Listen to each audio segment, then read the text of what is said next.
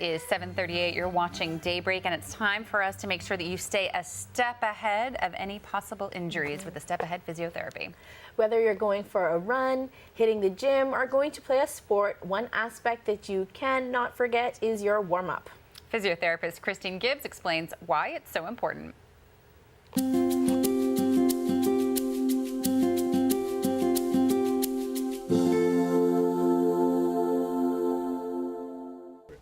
Happy holidays. I'm Christine Gibbs from A Step Ahead Physiotherapy in Governor's Square. Thank you for joining me for another segment of Staying a Step Ahead.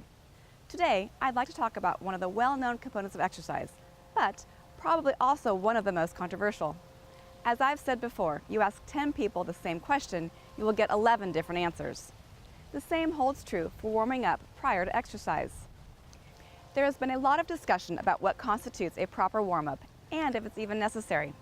I have always highly recommended a warm-up period prior to any activity, but was never adamant about it and left it to the discretion of the individual. Living on a tropical island, we rarely get cold. However, first thing in the morning, we may need to wake up our muscles. After running the Niagara Falls Half Marathon in October, I have now changed my mindset from highly recommending to insisting on a proper warm-up. On race day, the temperature had gone down from being in the 60s to 52 degrees Fahrenheit or about 11 degrees Celsius. Coming from here, I was freezing. I wore running tights, 3 layers on top, gloves, and ear warmers, expecting to shed layers along the course. By mile 5, I was as cold as when I started, and my feet had not regained feeling. I never took a layer off and wished I could have put more on. Around mile 6, I started getting shin splint type pain and changed my running gait to give those muscles a rest. Then my calves started bothering me. Then my quads started aching. I kept alternating running styles to accommodate whatever muscles were bothersome at the time. At mile 8, I was so miserable I just started laughing. I'm sure the other runners around me thought I was a complete nutcase. But there wasn't much more I could do except keep plodding along. The sooner I finished, the sooner I could get warm. I finished taking at least 15 minutes longer than I expected, and I still had popsicles for feet. I was very sore for at least 3 days after the race, and one of my calves gave me grief for over a week. Now, I can assure you that I trained properly. My long run of 12 miles the week before was comfortable, and I had minimal soreness for less than 24 hours.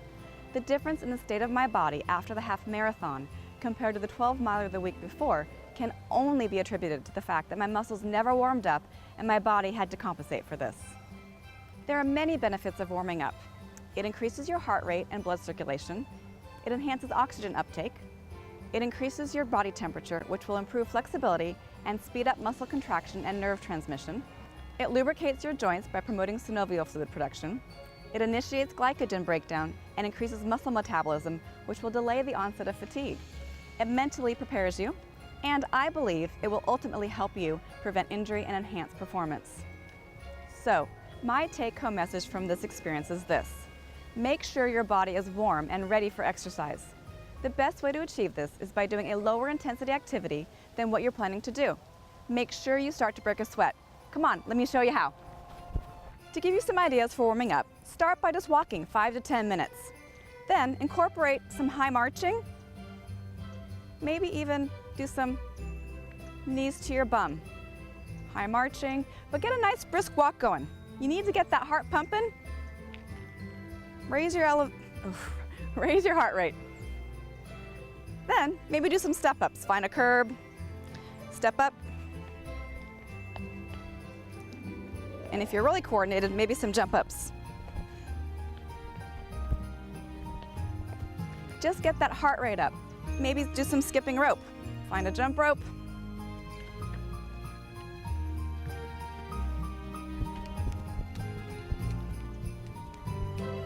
I've never done a double under, so I'm not even going to try, but if you're good at that, try some double unders. Go fast. Or maybe just some skipping. Nice and high, get your knees up. If you plan on doing a competitive sport, do some model cutting. Jump side to side, backwards, forwards. You really want to get some coordination in there as well. Grapevining. Both directions. Ooh, I can already feel my heart rate pumping. So, anything you can think of, be creative. Just get that heart rate up, get a little bit of a sweat going, and you'll be good to go. Thanks for tuning in. Stay warm and join me in the new year to continue staying a step ahead. Now that I'm warm, I'm off to exercise.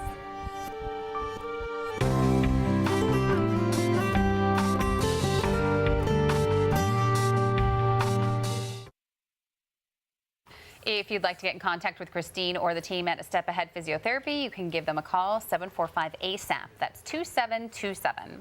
Or you can send them an email to info@astepaheadphysio.com or visit their website, www.astepaheadphysio.com, or stop by their offices at Governor Square.